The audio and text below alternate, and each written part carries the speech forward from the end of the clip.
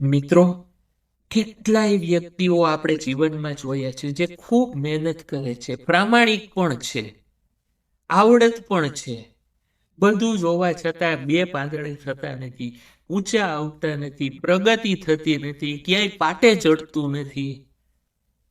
તો આપણે એમ લાગે કે શું કારણ હશે? જ્યારે આવા વ્યક્તિઓના જીવનને જોયા, એમને સમજવાની ટ્રાય કરી ને, તો એમાંથી એક વાત બહાર આવી એ મારે તમને યાદ અપાવી છે. અને હવે તમને પણ પૂછવું છે કે તમે તો ક્યાંય એમાં નથી ને? અને આ વાત બહુ નાની લાગે છે પણ બહુ મોટી છે. તમે ચેક કરો કે તમારા ઘરની અંદર તમારાથી ઉંમરમાં મોટા છે, જેમના તમારી ઉપર કંઈક ને કંઈક ઉપકારો છે. બની શકે એ તમારા ભાઈ હોય, એ તમારા ભાભી હોય, એ તમારી માતા હોય, એ તમારા પિતા હોય, એ તમારા કાકા હોય, એ તમારા મિસ્ટર હોય, કોઈ પણ હોઈ શકે. તમે એની સામે ઊંચા અવાજે વાત કરો છો, તમે એની સાથે ગુસ્સો કરો છો,